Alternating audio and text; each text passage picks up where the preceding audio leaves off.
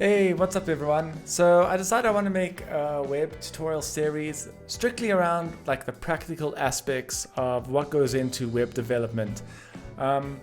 So I want to start off really basic and get to the point where maybe you can be hired as a junior developer at a company. So my goal with this series is not to show you how to do everything, but at the end of the day, give you the tools that enable you to learn how to do things yourself and understand how things work.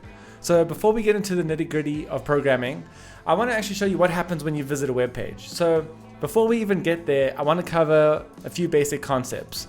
So first off, what is a server? Well, a server is basically a computer that lives in a server warehouse. It's normally owned by Amazon or Google. The server basically handles requests from clients, does some internal processing, and will send a response back. So what does that actually mean? Well, let's say you go to a website and you want to log in.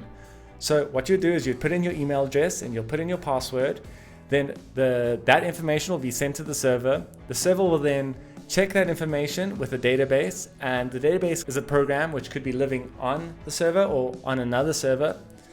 And the server will then check the information with the database table, see if it matches. If it matches, it will return one response. If it doesn't match, it will return another response.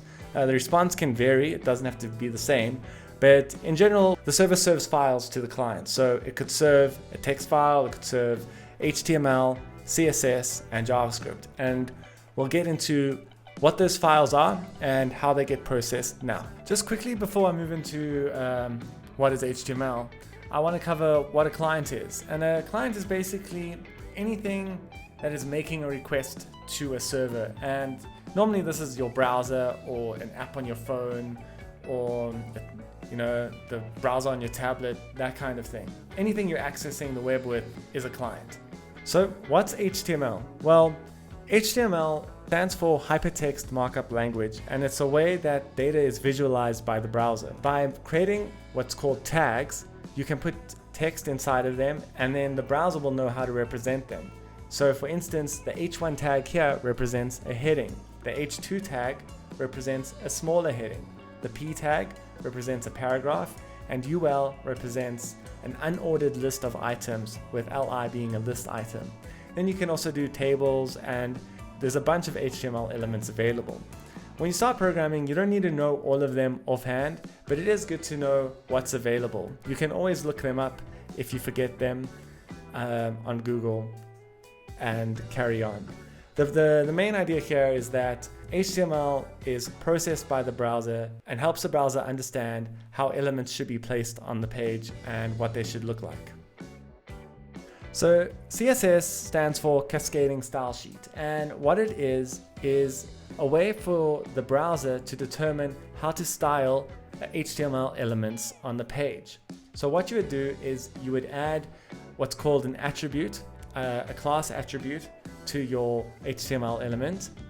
Here we add the class attribute of my button. When the browser sees that there's a class attached to this button, it can look through the style sheets and see if there's any styling that needs to be applied to this element. And there's a bunch of different attributes that you could change in CSS. Here, for example, we're just going to make the button green, add some padding to it so that it's not so squished, change the color of the text to white. We can also add styling based on events. So we can see if the mouse is being hovered over the button, we can also change the styling based on the hover. There's more stuff you can do, such as animation, but I don't want to get into that right now. So JavaScript is code that runs within your browser. And to write a JavaScript function, all we have to do is write function and the function name, and then we can write code to give this function something to do. In this case, we'll make an alert box which says hello with a wave emoji.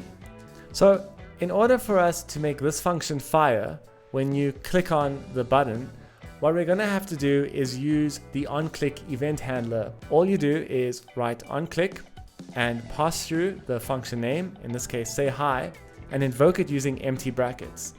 That will fire the function and pop up the alert with hello. The function can run multiple lines of code, so we can just even write another alert after that alert, and we can say goodbye also with a wave, And because the onClick is already assigned to this function, it will run as we expect.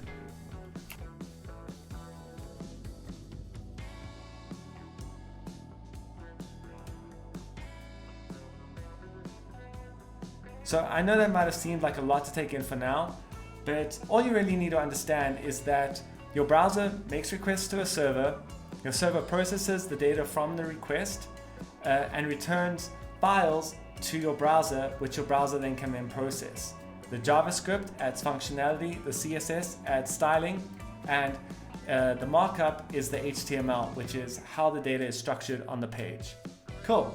In my next episode, I want to just go over just how the URL works and how we can look at all this happening within our browser.